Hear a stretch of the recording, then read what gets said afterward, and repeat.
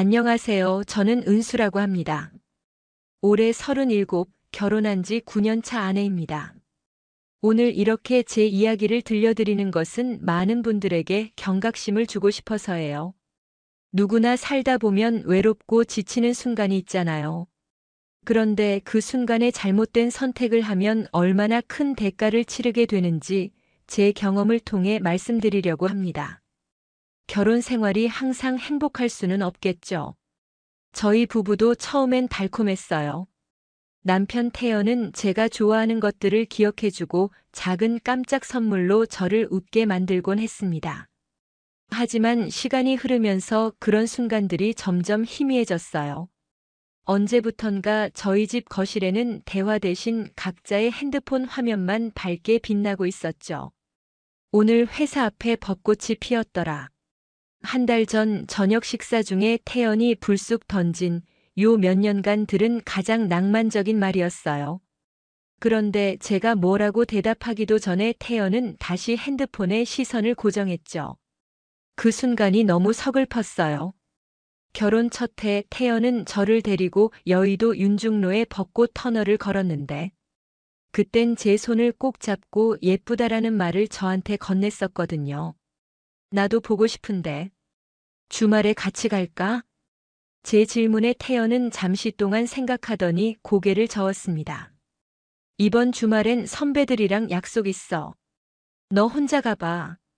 그 말을 듣는 순간 가슴이 쿵 내려앉는 느낌이었어요. 혼자서 벚꽃을 보러 간다는 건 왠지 너무 쓸쓸하게 느껴졌거든요. 하지만 다음 날 저는 결심했습니다.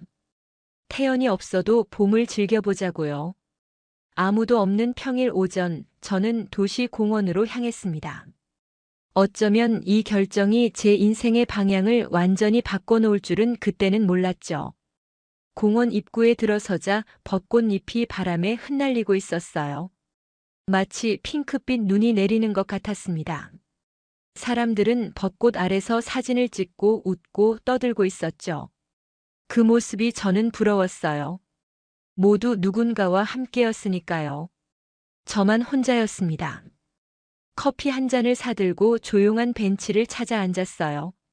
벚꽃잎이 하나둘 제 무릎 위로 떨어졌습니다. 9년의 결혼 생활 동안 점점 사라져간 설렘에 대해 생각하고 있었죠. 따뜻한 봄날이었지만 제 마음은 왠지 차가웠어요. 바로 그때였습니다. 누군가 제 옆에 앉았어요. 깔끔한 셔츠 차림의 남자였고 손에는 책 한 권을 들고 있었습니다. 처음엔 무시하려고 했는데 문득 그 사람과 눈이 마주쳤어요. 꽃잎이 마치 눈처럼 쏟아지네요. 이런 건 혼자 보면 좀 아깝죠. 낯선 이의 말에 저는 당황했습니다. 하지만 이상하게도 싫지 않았어요. 그 말 한마디에 묘하게 속이 간질거렸습니다. 남편에게선 들은 적 없는 말이었으니까요. 누군가와 마주보고 봄의 공기를 나누는 순간은 참 오래간만이었습니다. 그날 제 마음에도 무언가 한 장벚꽃잎처럼 살포시 내려앉았어요. 그것이 새로운 감정의 시작이라는 걸 그때는 알지 못했습니다. 그 남자의 이름은 재훈이었습니다. 그날의 만남 이후 저는 이상하게도 자꾸 그 공원으로 발길이 향했어요. 지금 생각해보면 무의식적으로 그를 다시 만나길 바랐던 것 같습니다. 그리고 정말 신기하게도 그 바람은 현실이 되었죠. 일주일 후 동네 도서관에서 우연히 재훈을 마주쳤습니다. 작은 도서관이었는데 제가 문학 코너에서 책을 고르고 있을 때였어요. 뒤에서 누군가가 말을 걸었습니다. 저번에 공원에서 뵌 분 맞죠? 돌아보니 재훈이었어요. 그는 미소를 지으며 자기 소개를 했습니다. 39살 이 동네에 최근에 이사 왔다고 했어요. 저도 간단히 제 소개를 했습니다. 결혼했다는 말도 자연스럽게 흘러나왔죠. 그런데 이상하게도 재훈은 제가 결혼했다는 사실에 별 반응을 보이지 않았어요. 이 지역에 좋은 카페 알려주실 수 있을까요? 아직 동네가 낯설어서요. 순간 머릿속이 복잡해졌습니다. 낯선 남자와 카페에 간다는 건 하지만 그냥 이웃으로서 동네 안내 정도는 해줄 수 있지 않을까? 자기 합리화가 시작되는 순간이었죠. 근처에 괜찮은 곳이 있어요. 시간 되시면 지금 가보실래요? 제 입에서 나온 말에 저 자신도 놀랐습니다. 하지만 이미 말은 나온 뒤였고 저희는 함께 카페로 향했어요. 대화는 자연스럽게 이어졌습니다. 재훈은 출판사에서 편집자로 일한다고 했어요. 책 이야기, 영화 이야기. 남편 태연과는 절대 나눌 수 없는 대화들이었습니다. 그 후로도 몇 번 더 우연히 마주쳤어요. 동네 축제 부스에서, 지하철역 앞에서, 그리고 다시 그 공원에서. 매번 우연을 가장했지만 사실 저는 재훈이 자주 가는 곳들을 알게 되면서 일부러 그 주변을 서성였던 것 같아요. 지금 생각하면 정말 부끄러운 행동이었습니다. 5번째 만남에서 재훈이 제안했어요. 다음엔 혼자 말고 같이 걸을까요? 그 말에 제 심장이 빠르게 뛰기 시작했습니다. 이제는 더 이상 우연이 아닌 의도적인 만남을 제안받은 거였으니까요. 망설임도 있었지만 결국 저는 고개를 끄덕였어요. 그때 저는 이미 위험한 경계선을 넘어가고 있었던 겁니다. 다음 날 저는 거울 앞에서 평소보다 오래 머물렀어요. 어떤 옷을 입을지, 어떤 화장을 할지. 오랜만에 느끼는 설렘이었습니다. 그런데 가슴 한편으로는 죄책감도 밀려왔어요. 하지만 그 죄책감은 태연이 아침에 던진 말 한마디로 순식간에 사라졌습니다. 저녁에 회식이야. 늦게 들어갈 거니까 기다리지 마. 단 한 번도 오늘 뭐 할 거야? 라고 묻지 않던 태연이었기에 저는 그날 재훈과의 약속을 더욱 당당하게 지켰어요. 그리고 그 만남이 저희의 진짜 첫 데이트가 되었습니다. 비록 저는 결혼한 여자였지만 그날만큼은 그 사실을 잠시 잊고 싶었어요. 재훈과의 산책은 제 일상의 활력이 되었습니다. 우리는 동네 곳곳을 함께 걸었어요. 강변을 따라 오래된 골목길을 지나 때로는 작은 박물관이나 갤러리에도 들렀습니다. 그는 항상 제 말에 귀 기울여 주었어요. 제가 좋아하는 것, 싫어하는 것, 어릴 적 꿈. 이런 사소한 이야기들에도 진심으로 관심을 보였죠. 은수 씨는 사진 찍을 때 표정이 참 자연스러워요. 이 작가의 그림체가 은수 씨랑 잘 어울릴 것 같아서 이 전시회를 추천했어요. 평범한 말들이지만 오랫동안 그런 관심을 받아보지 못한 저에겐 큰 위로가 되었습니다. 누군가 나를 보고 있다는 느낌, 내 존재가 특별하게 여겨진다는 느낌. 결혼 생활에서 잊고 지냈던 감정들이었어요. 반면 집에서는 태연과 저의 거리가 점점 멀어져 갔습니다. 각자 다른 방에서 시간을 보내는 날이 많아졌고 저녁도 따로 먹는 일이 잦아졌어요. 대화는 필요한 얘기만 짧게, 그마저도 카톡으로 대체될 때가 많았습니다. 우리의 신체적 접촉이라곤 가끔 어깨가 스치는 정도가 전부였죠. 밤마다 저는 자문했어요. 나는 불행한 아내일까? 아니면 그저 외로운 사람일까? 부부라는 이름으로 함께 살지만 정작 마음은 서로에게서 멀어진 지 오래였습니다. 서로를 향한 불만을 직접 말하지 않고 그저 침묵과 무관심으로 쌓아올린 벽이 이제는 너무 높아져 버린 것 같았어요. 그러던 어느 날 재훈과의 4번째 산책이었습니다. 그날은 일기예보와 달리 갑자기 비가 내리기 시작했어요. 우산도 없이 나온 저희는 황급히 가까운 상점 처마 아래로 피했습니다. 좁은 공간에 나란히 서 있는데 재훈이 양손으로 제 어깨를 감싸 안았어요. 많이 맞았네요. 괜찮아요? 그의 손길이 어깨에 닿는 순간 전율이 일었습니다. 얼마나 오랜만에 느껴보는 따뜻함인지. 비는 점점 더 세차게 내렸고 재훈은 근처 편의점에서 우산을 사왔어요. 같이 쓰죠. 그래도 제가 더 많이 가릴게요. 좁은 우산 아래 저희는 어쩔 수 없이 몸을 가까이 붙여야 했습니다. 걷는 동안 손이 우연히 닿았어요. 둘 다 움찔했지만 아무 말 없이 걸음을 계속했죠. 그런데 이상하게도 손을 떼지 않았어요. 그렇게 저도 모르게 손이 맞잡혀 있었습니다. 집에 돌아온 후에도 손끝의 감각이 쉽게 사라지지 않았어요. 샤워를 하면서도 저녁을 준비하면서도 심지어 태연이 옆에 있을 때도 계속 그 감각이 남아 있었죠. 죄책감과 설렘이 뒤엉킨 이상한 감정이었습니다. 그날 밤 태연이 물었어요. 요즘 바빠 보이네. 뭐 하고 다녀? 순간 가슴이 철렁 내려앉았습니다. 혹시 눈치챈 걸까? 하지만 태연의 표정은 여전히 무심했어요.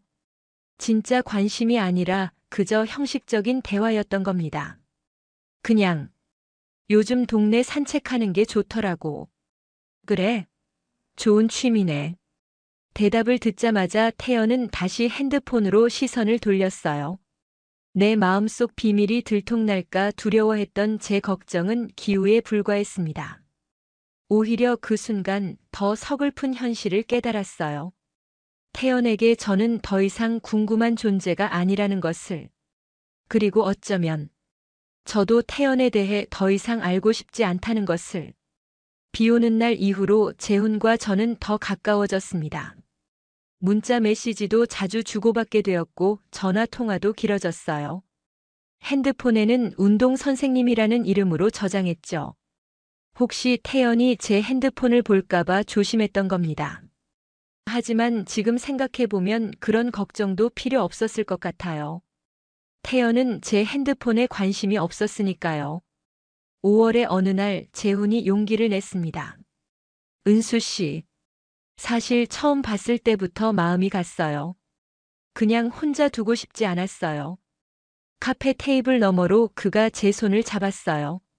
저는 말없이 그를 바라보다가 조용히 고개를 끄덕였습니다. 그날 저희는 재훈의 아파트로 향했어요. 모텔이 아닌 그의 공간으로. 거실에 앉아 와인을 한 잔씩 마시며 이야기를 나눴습니다. 태연 씨와는 어떤가요? 재훈의 질문에 저는 한참을 말을 잇지 못했어요. 그동안 입 밖으로 꺼내지 못했던 마음속 얘기들이 한꺼번에 쏟아져 나왔습니다. 소통 없는 일상, 사라진 애정, 채워지지 않는 외로움. 말하는 동안 눈물이 흘렀어요. 재훈은 아무 말 없이 제 눈물을 닦아주었습니다. 그리고 저희는 선을 넘었어요. 말없이 서로를 안았고 그 밤은 9년 만에 느껴보는 열정으로 가득했습니다. 죄책감도 들었지만 이상하게 평온한 밤이었어요. 누군가에게 원하는 존재가 된다는 것, 그것이 얼마나 소중한 감정인지 다시 깨달았습니다. 그 후로 저희는 매주 수요일 오전마다 만났어요. 수요일은 태연이 항상 일찍 출근하는 날이었고 저는 프리랜서로 일하며 시간을 자유롭게 쓸 수 있었거든요. 재훈의 아파트에서 보내는 시간은 마치 다른 세계에 있는 것 같았습니다. 그곳에서는 제가 누군가의 아내가 아닌 그저 한 사람 은수로 존재할 수 있었어요. 이제 돌아갈 수 없을 것 같아요. 어느 날 재훈의 품에 안겨 중얼거렸던 말이었습니다. 그는 제 머리카락을 쓰다듬으며 대답했어요. 저도요. 은수 씨가 없는 삶은 이제 상상할 수 없어요. 재훈의 말에 안심했지만 한편으로는 현실이 두려웠습니다. 이 관계가 계속될수록 위험은 커질 테니까요. 하지만 그때의 저는 그저 행복에 취해 있었어요. 우리 사이의 문제에 대해서는 나중에 생각하기로 했죠. 집에서의 저는 이상하게도 더 밝아진 것 같았어요. 태연도 가끔 저를 의아하게 쳐다보곤 했습니다. 예전보다 활기차고 웃음도 많아졌으니까요. 하지만 태연은 그저 요즘 일이 잘 풀리나 보내라고만 말할 뿐 깊이 묻지 않았어요. 그게 오히려 저에겐 다행이었습니다. 어느 저녁 태연이 예상치 못한 질문을 던졌어요. 요즘 많이 나가더라. 뭘 그렇게 자주 해? 저는 멈칫하며 웃었습니다. 나도 좀 살아야지 여보. 태연은 대꾸 없이 방으로 들어가며 문을 닫았어요. 그 순간 처음으로 불안감이 스쳤습니다. 태연이 뭔가를 눈치챈 걸까? 하지만 이내 그런 생각을 지웠어요. 태연은 그저 평소와 다른 제 모습이 낯설어서 물어본 것뿐일 거라고 자신을 달랬죠. 하지만 그날 이후로 태연의 눈빛이 달라진 것 같았어요. 가끔 제가 핸드폰을 볼 때 슬쩍 시선을 던지는 것도 느껴졌고, 제가 외출할 때 어디가? 라고 묻는 횟수도 늘었습니다. 불안감이 커지는 순간이었죠. 6월이 시작될 무렵 태연의 감시는 더 노골적으로 변했습니다. 제가 샤워하는 동안 몰래 제 핸드폰을 확인하는 모습을 발견했어요. 당황했지만 다행히 재훈과의 메시지는 항상 읽고 지우는 습관이 있었기에 들키지 않았습니다. 누구랑 그렇게 통화해? 어느 날 저녁 제가 베란다에서 재훈과 통화하고 들어오자 태연이 물었어요. 미리 준비해둔 대답이 있었습니다. 요가 수업 신청하려고. 요즘 허리가 안 좋아서. 거짓말이 자연스럽게 나오는 제 모습이 낯설었어요. 예전의 저였다면 상상도 할 수 없었던 모습이었죠. 하지만 그때의 저는 재훈과의 관계를 지키기 위해서라면 어떤 거짓말도 할 수 있을 것 같았습니다. 한편 재훈은 점점 더 진지해졌어요. 은수 씨, 우리 계속 이렇게 만날 수는 없잖아요. 언젠가는 결정을 해야 할 거예요. 그의 말에 저는 혼란스러웠습니다. 결정이라니. 이혼을 말하는 걸까요? 재훈과 새 삶을 시작하는 건? 그런 생각을 해본 적이 없었던 건 아니지만 현실적으로 가능할지는 확신이 없었어요. 지금은 그냥 이대로 좋아요. 제 대답에 재훈은 실망한 듯 했지만 더 강요하지는 않았습니다. 대신 그는 이렇게 말했어요. 저는 기다릴 수 있어요. 은수 씨가 준비될 때까지. 그 말에 마음이 따뜻해졌습니다. 재훈은 정말 저를 소중히 여기는 것 같았어요. 처음으로 과연 태연과의 결혼 생활을 계속해야 하나라는 생각이 들었습니다. 며칠 후 재훈이 갑자기 연락이 안 됐어요. 문자도 전화도 받지 않았습니다. 불안한 마음에 그의 아파트까지 찾아갔지만 초인종을 눌러도 대답이 없었어요. 직장에 일이 생겼나? 아니면 갑자기 여행이라도 간 걸까? 온갖 생각이 머릿속을 스쳤습니다. 그리고 그날 저녁 집으로 돌아오자마자 충격적인 일이 벌어졌어요. 현관문을 열자 태연이 거실 소파에 앉아 저를 기다리고 있었습니다. 그의 표정이 심상치 않았어요. 어디 갔다 오는 길이야? 친구 만나고. 왜? 태연은 말없이 테이블 위에 놓인 봉투를 가리켰습니다. 저는 떨리는 손으로 그 봉투를 집어들었어요. 내용 증명이었습니다. 귀하는 유부남과 부정한 관계를 지속했기에 민사적 책임을 져야 합니다. 순간 머리가 하얘졌어요. 이게 무슨 말인가 싶었죠. 태연이 차갑게 말했습니다. 내가 만나던 그 남자 재훈이란 사람. 결혼한 사람이야. 그의 아내가 너한테 상간녀 소송을 걸었어. 말도 안 돼. 재훈이 유부남이라고. 이혼 진행 중이야라는 그의 말은 모두 거짓이었다는 거죠? 머릿속이 혼란스러웠습니다. 태연은 계속해서 말을 이었어요. 변호사에게 연락해봤어. 합의금이 꽤 나갈 거래. 그리고 우리 사이도 다시 생각해봐야지. 그 말을 끝으로 태연은 방으로 들어가 문을 닫았습니다. 저는 그 자리에 그대로 주저앉았어요. 제가 피해자가 아니라 가해자가 되었다는 사실을 그제야 깨달았습니다. 며칠 동안 저는 집 밖으로 나가지 못했어요. 몸이 아프다는 핑계로 일도 미루고 그저 침대에 누워 천장만 바라봤습니다. 핸드폰은 꺼둔 채로요. 재훈에게서는 여전히 연락이 없었고 태연은 거실 소파에서 지냈어요. 말 그대로 지옥 같은 시간이었습니다. 용기를 내어 재훈의 아파트를 다시 찾아갔어요. 이번에는 관리실에 물어보니 그가 갑자기 이사를 나갔다고 했습니다. 흔적도 없이 사라진 거예요. 마지막 희망마저 사라지는 순간이었죠. 집으로 돌아오는 길 갑자기 한 여성이 제 앞을 막아섰습니다. 당신이 은수 씨죠? 처음 보는 여자였어요. 약 35쯤 되어 보이는 단정한 인상의 여성이었습니다. 제가 어리둥절한 표정으로 바라보자 그녀는 조용히 말을 이었습니다. 저는 이지연이에요. 박재훈의 아내입니다. 순간 다리에 힘이 빠졌어요. 제가 가장 두려워하던 상황이 현실이 된 거죠. 지연은 차분한 목소리로 계속 말했습니다. 얘기 좀 할 수 있을까요? 카페에서요. 거절할 수 없었어요. 저는 고개를 끄덕이며 그녀를 따라 근처 카페로 들어갔습니다. 테이블에 마주 앉자 지연은 가방에서 사진 몇 장을 꺼내 제 앞에 놓았어요. 재훈과 제가 함께 있는 모습들이었습니다. 공원에서, 카페에서, 심지어 재훈의 아파트 현관 앞에서까지. 2달 전부터 당신들을 지켜봤어요. 지연의 목소리에는 분노보다는 깊은 상처가 묻어 있었어요. 그녀는 설명했습니다. 재훈은 결혼 5년 차 남편이었고 2살짜리 아이도 있었다고요. 그리고 저 말고도 몇 명의 여성과 비슷한 관계를 맺어왔다는 사실도요. 소위 꽃뱀처럼 다니는 동네마다 외로운 여성들을 유혹해온 남자였던 겁니다. 당신이 몇 번째인지는 모르겠네요. 하지만 이번이 마지막이길 바라요. 지연의 말 한마디 한마디가 칼처럼 제 가슴을 찔렀어요. 재훈의 거짓된 사랑이 얼마나 계산된 것이었는지 알게 되니 분노와 수치심이 한꺼번에 밀려왔습니다. 저는 결국 눈물을 참지 못했어요. 정말 몰랐어요. 미안해요.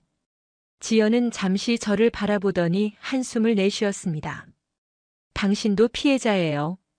하지만 법적으로는 당신은 상간자니까요. 수습할 방법이 필요하겠죠. 그날 저녁 저는 쓰러질 듯한 몸을 이끌고 집으로 돌아왔습니다. 태연은 여전히 냉랭했지만 제가 터덜터덜 들어오는 모습을 보더니 잠시 동요하는 기색이 보였어요. 하지만 곧 무표정으로 돌아갔죠. 소파에 앉아 저는 모든 것을 털어놓기로 했습니다. 재훈과의 만남부터 시작해서 지연과의 대화까지 숨김없이 말했어요.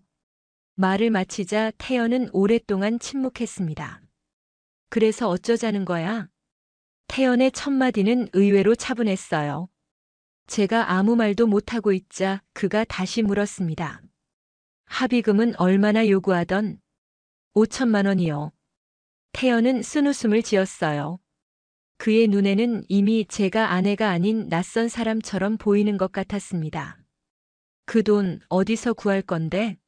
설마 내가 도와줄 거라 생각한 건 아니지? 태연의 차가운 말에 저는 고개를 숙였어요. 사실 마음 한구석에선 태연이 도와줄 거라는 희미한 기대가 있었나 봅니다. 하지만 그건 제 오만이었죠. 배신한 사람이 어떻게 도움을 바랄 수 있을까요? 어떻게 하면 좋을까? 떨리는 목소리로 물었지만 태연의 대답은 냉정했습니다. 내 문제야. 내가 해결해. 난 내일 변호사 만나러 갈 거니까. 변호사요? 이혼 변호사. 이제 우리 끝내자. 태연의 말은 단호했어요. 그는 소파에서 일어나 방으로 들어가며 문을 쾅 닫았습니다. 저는 그대로 거실 바닥에 주저앉았어요. 모든 것이 무너지는 느낌이었습니다. 다음 날 태연은 아침 일찍 집을 나갔어요. 메모 한 장만 남겨두고요. 일주일 안에 짐 빼. 내 이름으로 된 통장은 해지했고 공동명의 통장도 분리 신청했어. 앞으로 연락은 변호사를 통해서만 하자. 차갑고 사무적인 메모였어요. 9년의 결혼 생활이 이렇게 허무하게 끝나는구나 싶었습니다. 하지만 저에겐 더 시급한 문제가 있었어요. 바로 그 5천만 원의 합의금을요. 절망 속에서 저는 부모님께 전화를 걸었습니다. 모든 것을 털어놓고 도움을 청할 수밖에 없었어요. 부모님은 처음엔 믿지 못하셨고 그 다음엔 실망하셨습니다.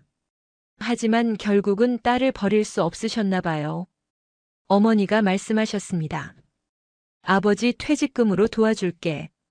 하지만 은수야, 이건 내 인생의 교훈으로 삼아. 그렇게 합의금 문제는 해결됐지만 마음의 상처는 더 깊어졌어요. 저는 남편에게 배신당한 게 아니라 제가 남편과 부모님을 배신한 거였으니까요. 며칠 후 저는 지연과 만나 합의서에 서명했습니다. 그녀의 차가운 눈빛을 잊을 수 없어요. 마치 저를 벌레 보듯 하는. 다시는 내 남편 근처에 얼씬거리지 마세요. 지연의 마지막 말이었습니다. 제 마음에선 분노가 일었어요. 당신 남편이 먼저 접근한 거잖아. 하고 외치고 싶었지만 그럴 자격이 없었죠. 저는 그저 고개를 숙이고 그 자리를 떠났습니다. 집으로 돌아가는 길 갑자기 머릿속에 이상한 생각이 스쳤어요. 지연은 왜 그렇게 자신만만했을까? 마치 이런 일이 처음이 아닌 것처럼. 그 순간 뭔가 이상한 느낌이 들었습니다. 그날 밤 저는 잠들지 못하고 인터넷을 뒤지기 시작했어요. 재훈의 이름으로, 지연의 이름으로, 그리고 불륜, 상간녀 소송 같은 키워드로 검색했습니다. 처음엔 아무것도 나오지 않았어요. 하지만 지역을 넓혀 검색하자 충격적인 글들이 보이기 시작했습니다. 다른 도시에서 비슷한 패턴의 사기 사건들이 있었어요. 남자가 외로운 기혼 여성에게 접근해 감정적 관계를 맺고 그 후 그의 아내가 나타나 합의금을 요구하는. 그리고 그 글들에 첨부된 사진 속 남자는 분명 재훈이었고 여자는 지연이었습니다.